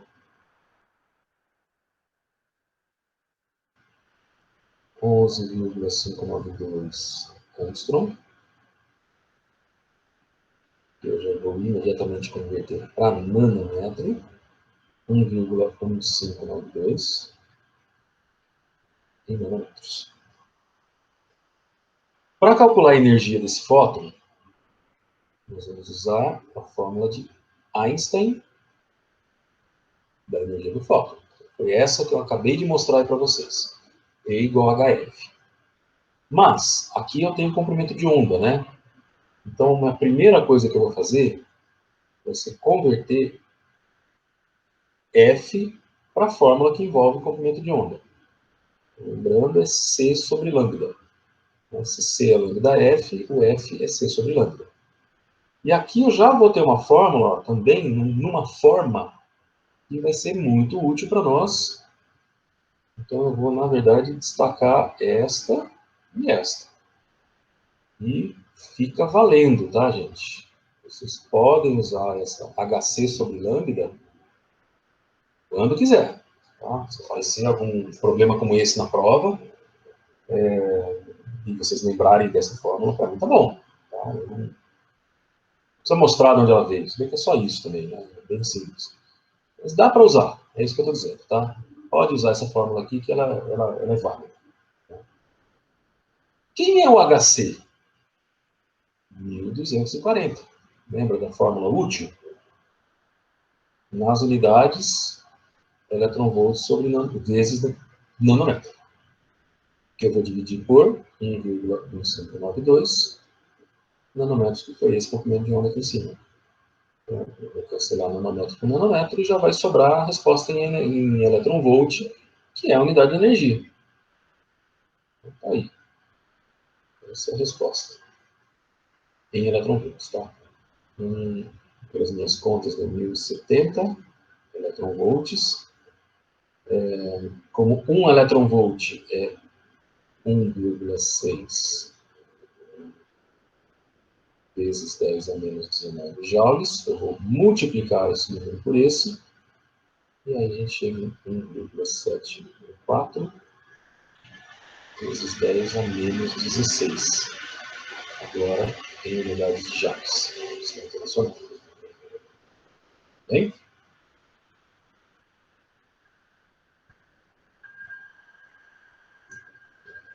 Próximo, 5. O olho humano é mais sensível à luz verde, de comprimento de onda igual a 505 nanômetros. Verificou-se em experiências que, quando pessoas são mantidas em quarto escuro até que seus olhos se adaptem à escuridão, um único fóton de luz verde ativará as células receptoras nas camadas externas da retina. Qual a frequência desse fóton? Quanta energia em joule e eletronvolt ele fornece às células? 5. Comprimento de onda que foi dado 505, de fóton verde, né? No item A, queremos frequência. Então, aqui é simplesmente aplicar a fórmula da ondulatória, né? C igual a lambda F. A velocidade da luz a gente sabe. E eu vou escrever aqui embaixo assim, ó. 505 vezes 10 a menos 9, tá? Lembrando que se isso aqui está em metros, isso aqui tem que estar em metros também. Para a gente poder fazer a conta. E aí posso calcular 5,94 vezes 10 a 14 Hz da frequência do fóton no verde aqui. O item B pediu energia, né? Então, ó, isso que eu estava falando. Pode usar essa fórmula aqui. Deu o comprimento de onda que é a energia, HC sobre lambda. HC 1240, lambda 505. Agora eu não vou pôr a potência porque eu quero já na unidade de nanômetros, né? Lembrando que o 1240 está nessas unidades. De novo, eu vou cancelar esse cara com esse e vai sobrar energia em eletronvolts. Os pontinhos aqui deram 2,46 eletronvolts. E se eu multiplico pelo fator de conversão, 3,93 vezes 10 a menos 19 joules. Beleza? Perguntas?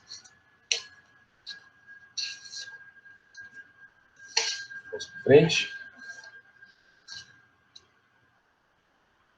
Vamos lá. Próximo que eu selecionei foi o exercício 9. A superfície do sódio é iluminada com radiação com comprimento de onda de 300 nanômetros. A função trabalho do sódio é 2,64 eletronvolts. Calcule. Energia cinética dos fotoelétrons injetados, o comprimento de onda de corte para o sódio. 9. Lambda 300 e o W0 do sódio.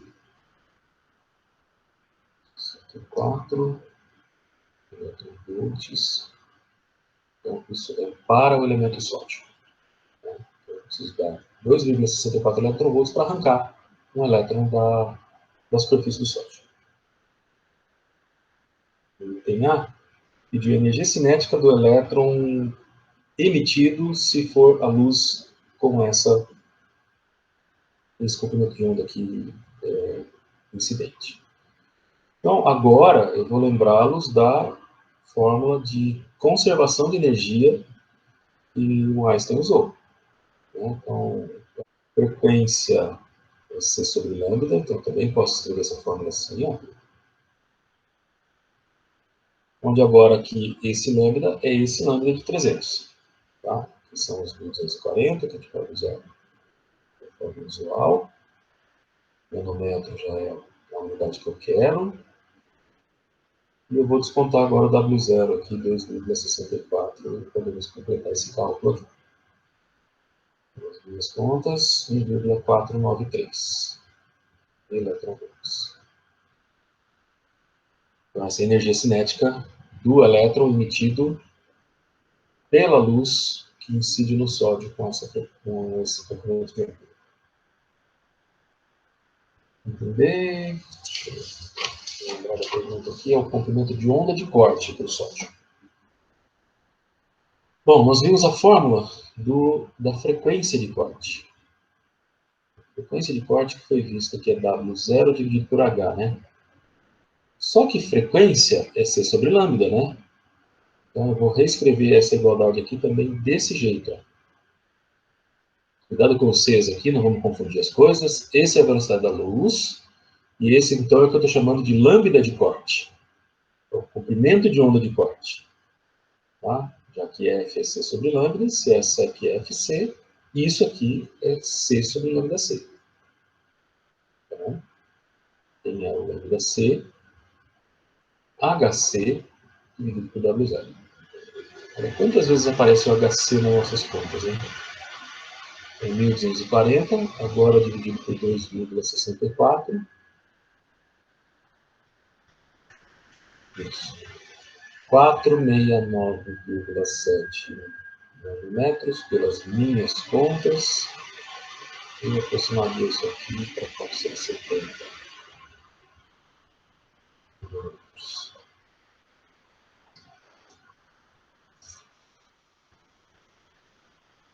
Dúvidas?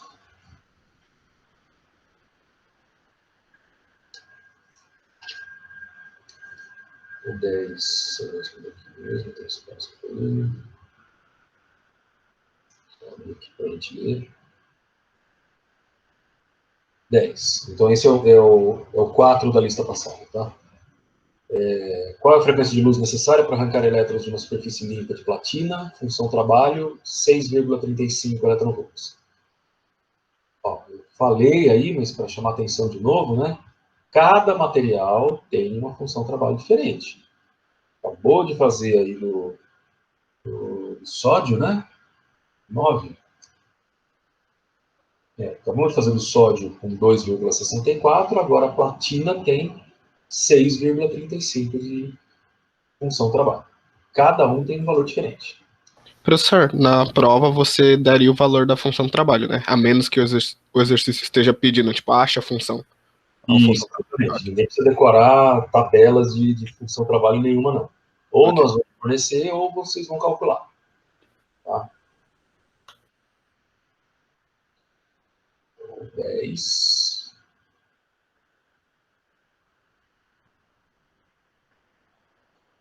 Vou dar o W0 agora, de 6,35 eletronvolts. Lembrando que esse é platina. E foi pedido frequência de corte. Frequência de corte, então, pela forma como a gente viu mesmo, é W0 dividido por H. Eu vou fazer uma observação aqui no cantinho, que o H, por enquanto, vocês conhecem nas unidades do Sistema Internacional. Ano passado até fiz a conversão, né, mas vou fazer de novo aqui. Então, agora, dividindo por 1,6, 10 a menos 19, né, para converter para eletronvolt, vai dar 4,136 vezes 10 a menos 15 eletronvolts vezes segundos. E é esse valor, então, que eu vou usar aqui para fazer a conta agora. W0, 6,35. H, 4,736. Vezes 10 a menos 15. Electronvolt, e aqui está em electronvolt segundos. Eu vou cancelar electronvolt por electronvolt. Sobrou por segundo, que é a frequência. Né? Por segundo é hertz. Então, fazendo a conta. 1,535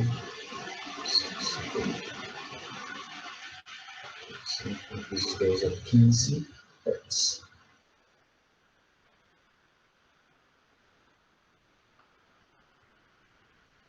O 11 é muito parecido.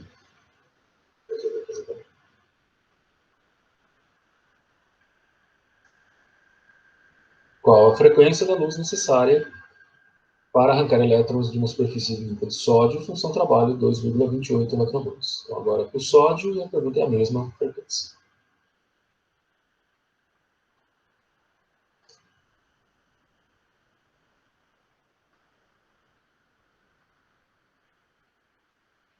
W0, 2,28 eletronvolts. De novo, aqui nós temos o sódio. E agora, então, eu só vou aplicar a fórmula direto, né? Quer dizer, eu vou pôr os valores também.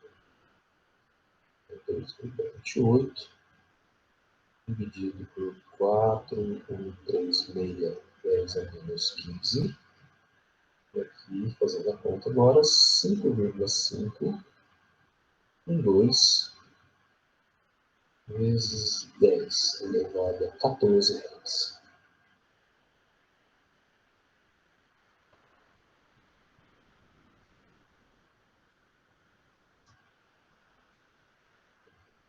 Exercício 12. Qual o comprimento de onda da luz necessário? Qual o comprimento de onda da luz necessário para arrancar elétrons de uma superfície limpa de prata com função trabalho 4,7? Tá, e a diferença é que agora a pergunta é comprimento de onda. Né? As duas de cima perguntou a frequência.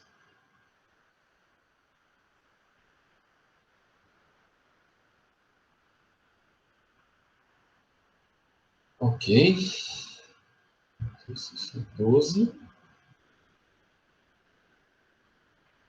W0. 4,7 eletronvolts. Agora estamos falando da prata. A fórmula que a gente vai usar para resolver é a mesma, só que eu vou ter que manipular ela um pouquinho agora.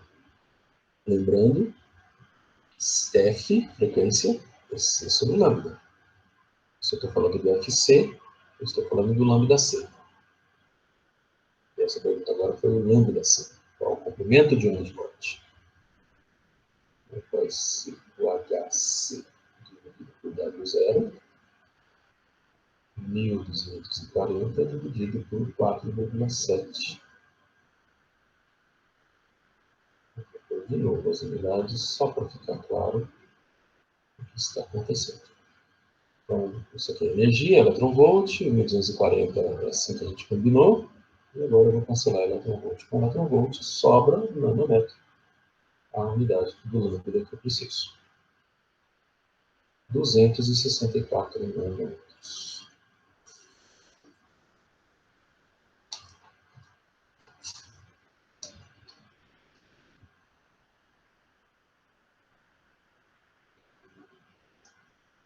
Próximo na minha lista é o 13.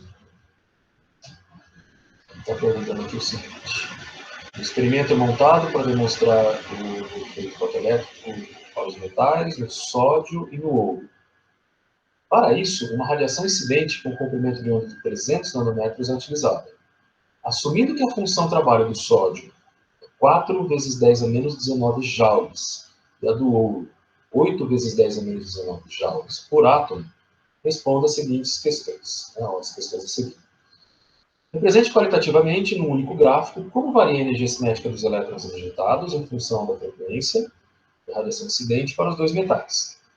Determine se a radiação com comprimento de onda de 300 nanômetros será capaz de retirar elétrons dos metais em questão, e se a intensidade da radiação luminosa for aumentada, qual seria o efeito sobre o resultado no item B? Justifique sua resposta em termos do modelo proposto por Einstein para o efeito fotoelétrico.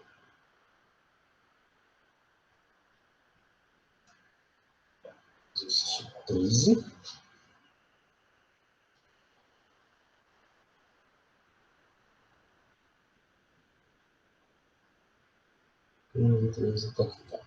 Bom, a primeira pergunta foi com relação ao gráfico, né? Como que a gente vai fazer o gráfico? E foi perguntado exatamente isso aqui, né? Da energia cinética em relação à frequência. Então, nós vimos essa equação aí nos slides, né? Eu cheguei a escrever ela. E a energia cinética máxima é a energia do fóton menos a função trabalho.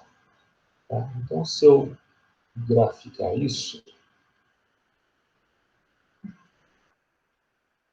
vou aprender a fazer uma linha vertical. Né? Eu vou escrever, então, a energia cinética máxima como aqui no eixo Y, em função da frequência no eixo X. Então, nós vimos que deve ser uma linha reta para um elemento e outra para outro elemento. Lembrando os valores que foram dados aqui, ó. Então, esse é menor do que esse. É isso que eu quero ver por enquanto. Só quem é menor, quem é maior. Então, o sódio tem 4 vezes 10 a menos 19. O ouro tem 8 vezes 10 a menos 19. Ou seja, essa curva aqui com menor frequência de corte é o sódio, e essa com maior frequência de corte é a do ouro. Está aqui, então, a frequência de corte de um e a frequência de corte do outro. Eu vou escrever desse jeito aqui, porque às vezes representa a mesma coisa, tá? Então, né, são essas frequências de corte de cada uma delas. E esse é o gráfico, né, que vai dar o comportamento aí do efeito fotoelétrico em função da frequência. Cinética máxima dos elétrons. Para o item B, então, vou fazer o cálculo começando com o sódio. No sódio, então já vou pegar essa equação assim, tá? Do jeito que ela está aqui em cima. Lambda C, comprimento de onda de corte, é o HC dividido pela função trabalho. Então, aqui eu tenho 1.240 nas unidades eletronvolts, né, em nanometros.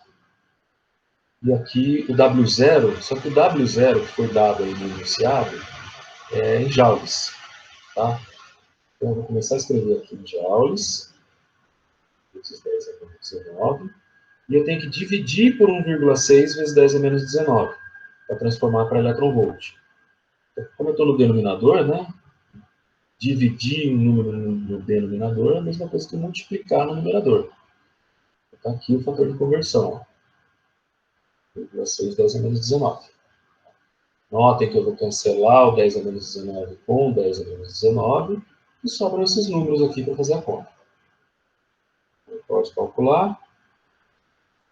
Primeiro caso aqui, eu cheguei em 496 milímetros para a frequência de corte, ou melhor, comprimento de onda de corte do sódio. Tá? Então, é o comprimento de onda que dali para cima não acontece o efeito fotoelétrico. Tá? Então, se for 500, não acontece o efeito fotoelétrico. Só que a pergunta foi para os 300, né? Cuidado com o número de 300 para a gente fazer essa conta. Então, 496 é maior que 300. Se é maior que 300, ok, acontece o efeito fotoelétrico. Bom, repetindo o cálculo agora por causa do ouro.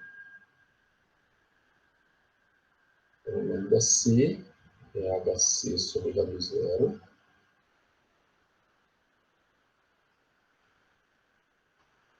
E 240. Agora,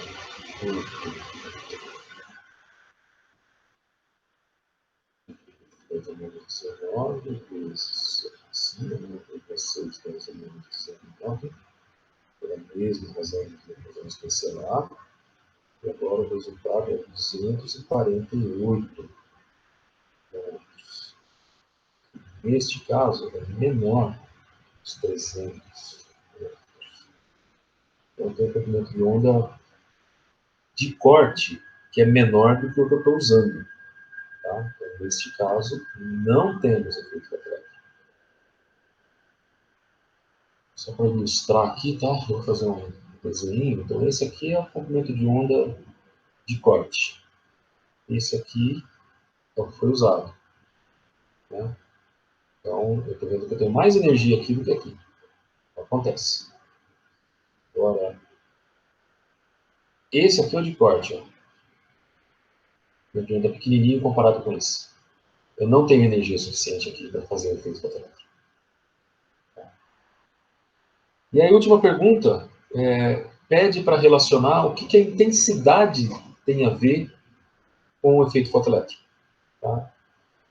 Então, não tem nada. Não tem efeito se eu aumento ou diminuo a intensidade. Vou fazer um desenho também para ilustrar. Vou vir aqui para cima. Então, lembra que eu tenho vários elétrons numa superfície e nós estamos lançando o luz, né, para arrancar esses elétrons. E aí, essa luz ela é como esses 300 que está mostrando aí embaixo. Ó. Algo desse jeito aqui. Tá?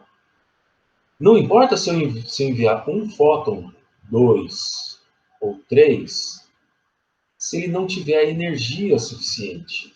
Então, vocês estão vendo aqui, é o comprimento de onda que importa, a energia do fóton que importa, não a quantidade deles. Tá?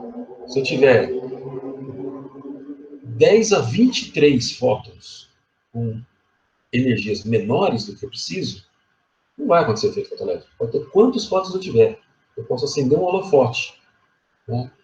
Posso pôr o laser mais potente que eu tiver. Não vai acontecer efeito fotoelétrico. Não vou conseguir arrancar nenhum elétron. Mas não tem energia suficiente para fazer isso. Tá? Mas, se o comprimento de corte aqui for maior do que a luz que eu estou usando, então aí sim, eu vou arrancar um elétron para cada fóton. Vou fazer 3 aqui, porque eu fiz 3 ali. Tá? Ou seja, não tem efeito porque a intensidade ela é proporcional ao número de fótons. Não a energia. E é isso que importa para o fenômeno acontecer. Tá? Lembra que é uma conservação de energia aqui. Ó. Ou frequência, já que é proporcional ao outro.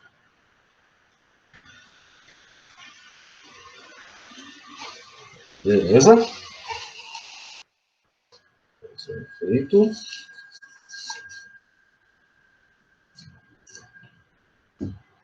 Deixa eu ir para o 14.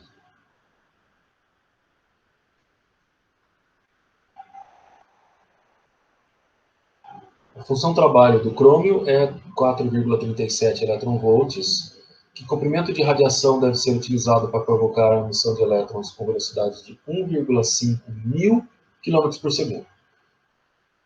Como o efeito fotoelétrico exemplificado pela ejeição do elétron pelo crômio contribui para a elaboração do modelo atômico atual? Como é o modelo atômico aceito atualmente?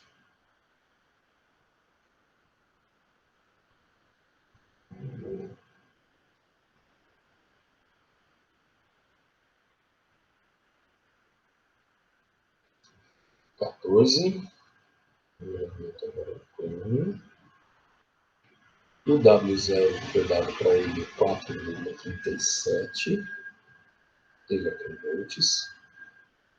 E aí está falando para mim que temos elétrons com essa velocidade aqui, 1,5, 10 a terceira quilômetros por segundo.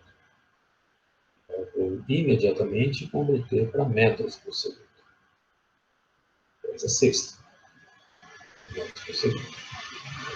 E vamos guardar na manga aqui também a massa do elétron que a gente vai precisar aplicar, tá? 9,1 vezes 10 a menos 31 kg. Porque é justamente nessa primeira parte aqui, ó. Qual é a energia cinética que um elétron com essa velocidade tem? Meio de mv ao quadrado. Então, eu substituo os números, tá? 9,10 a menos 31 vezes 1,510 a sexta ao quadrado. Fazendo as contas, 1,024 vezes 10 a menos 18 joules. Convertendo para eletronvolt, vai dar 6,39. Então, olha, eu tenho essa aqui é a energia cinética, né, 6,39, e essa aqui é a função trabalho. Então, eu vou reescrever a conservação de energia desse jeito. Eu sei que a energia é a Kc sobre lambda do fóton, que é igual a quanto que ele gastou de energia de função trabalho, W0, e o que sobra vai para a energia cinética do elétron. Só que agora a gente tem esses números, né, o W0 e o K, e a gente quer o lambda. Então, vamos lá. 1240 dividido por lambda vai ser igual a 6,39 mais 4,37. Soma esses dois números aqui, dá 10,76. E aí, então, passa aqui para baixo, né? 1240 dividido por 10, 76. Dá um lambda de 115 nanômetros. Então, resposta para a primeira pergunta que foi feita. A segunda eu vou só falar, tá? Eu vou só discutir aqui, depois vocês tentem responder com suas palavras aqui. O que o efeito fotoelétrico contribuiu para o modelo atômico atual? Tá? Então, principalmente, né, o principal resultado que a gente tira aí do efeito fotoelétrico é a quantização dos fótons. É o fato de que existem fenômenos que a gente consegue descrever, né, em que o fóton ele se comporta como partícula.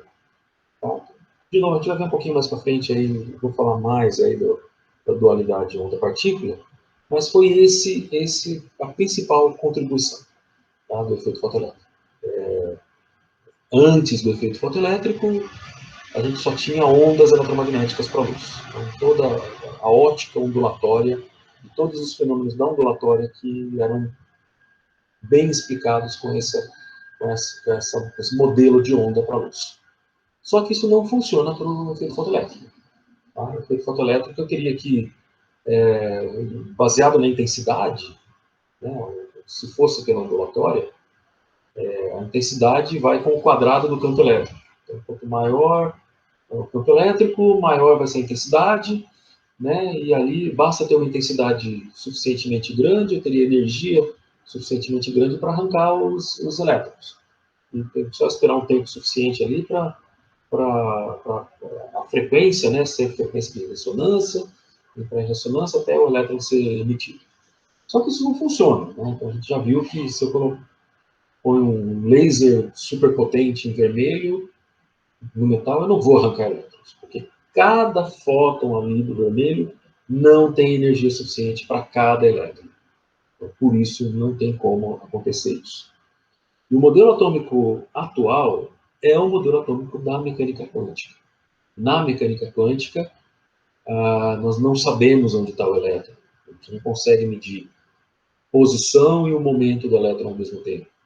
Então, também existe uma dualidade onda-partícula, tanto para as partículas quanto para as radiações eletromagnéticas. Então, a luz pode ser partícula, e aquilo que a gente sempre pensou que é partícula pode ser onda. Né? Então, isso tudo está envolvido, né, nos conceitos da mecânica quântica. E esse é o modelo que a gente faz hoje em dia. Tá? O modelo dado pela equação de Schrödinger.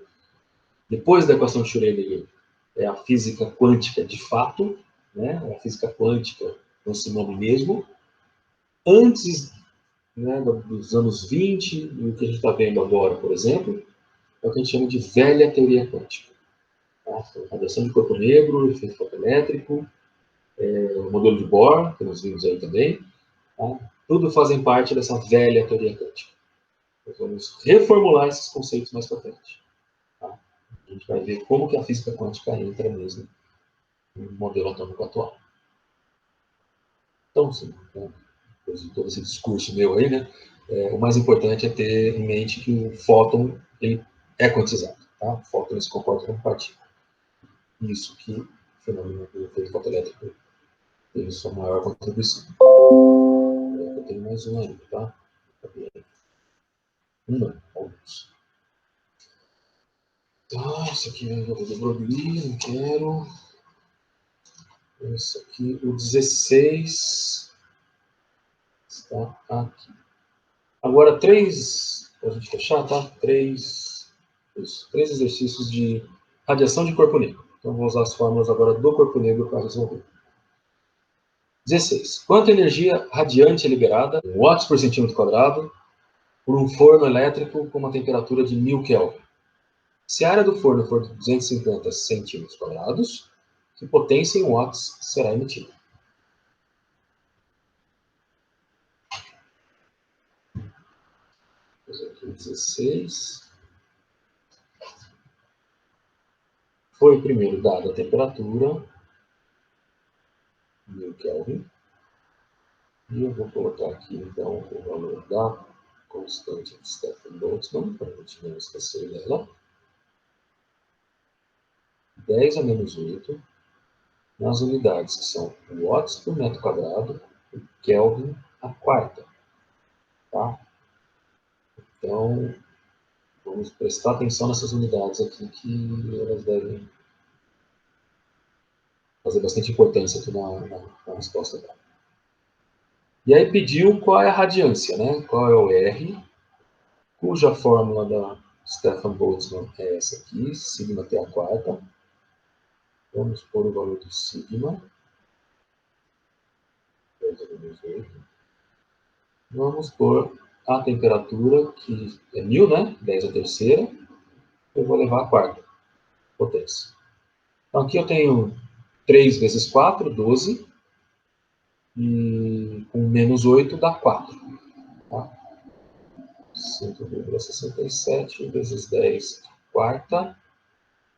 Nas unidades agora, se eu multipliquei por Kelvin a quarta, então isso aqui vai embora, sobram essas duas unidades aqui, né? O watts e o metro quadrado.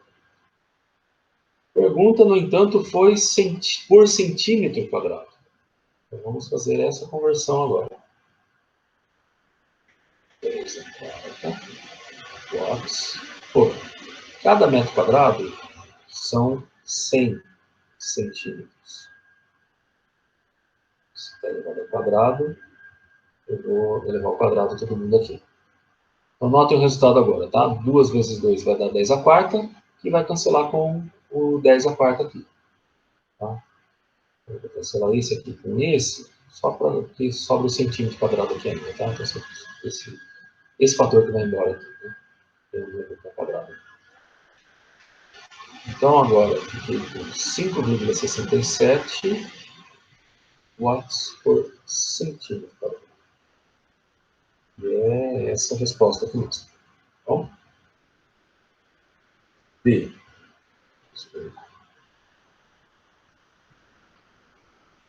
Na pergunta sobre a potência, então, só para a gente lembrar também, ó, olha para a fórmula de, por exemplo, aqui, esse resultado que eu acabei de chegar aqui.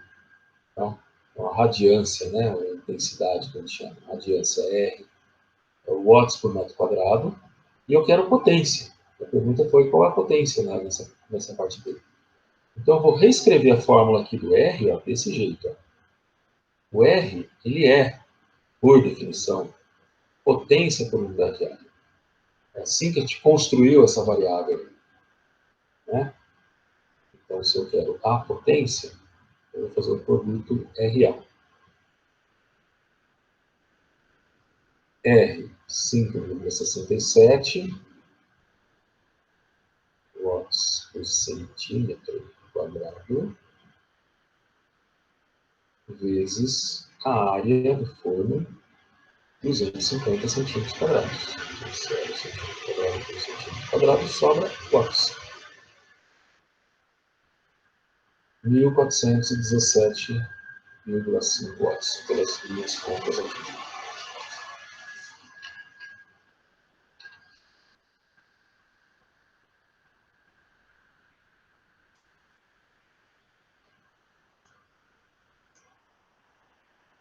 Quase acabando, mas eu vou fazer esses dois aqui ainda, tá? Se o ponto de fusão do ferro é 1540 graus Celsius, qual será o comprimento de onda em nanômetros que corresponde à intensidade máxima da radiação quando uma peça de ferro funde? 16.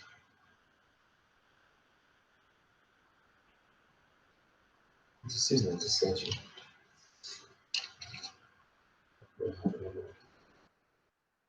17. Temperatura da fusão do ferro foi dada, 1540 graus Celsius. Mas eu também vou já converter para Kelvin. Sobre 273, né? Vai dar isso aqui, 1813 Kelvin. O comprimento de onda do máximo, então, fica 2,898 vezes 10 a menos 3, tá? Só escrever a constante no sistema internacional. E dividido por 1813, vai dar 1,598 vezes 10 a menos 6 metros. Eu vou multiplicar por 1.000 e dividir por 1.000, só para transformar esse número aqui em 10 a menos 9. Então, é 1.598 vezes 10 a menos 9 metros. É a mesma coisa aqui em nanômetros. Bom? Também vou aproximar bem esse número aqui para 1.600, se quiser.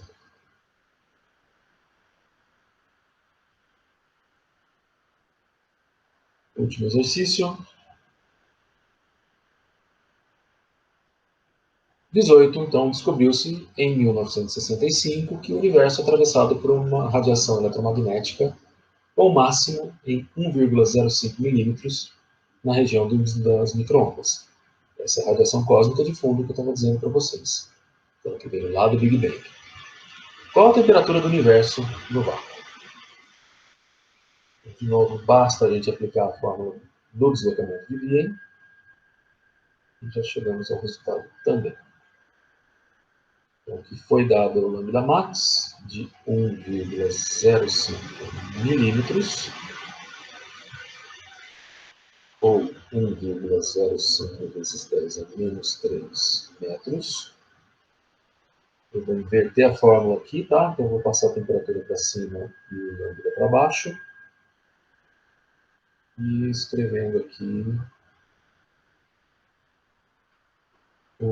a constante desse jeito, tá? Então, com potência de 10 também, né? Notação científica. Tá, então deixa eu só pela fórmula pegar aí primeiro. E eu só completar essa conta aqui, tá?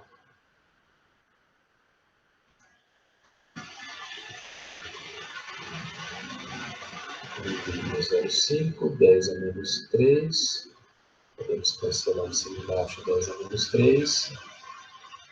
Resultado 2,76 Kelvin.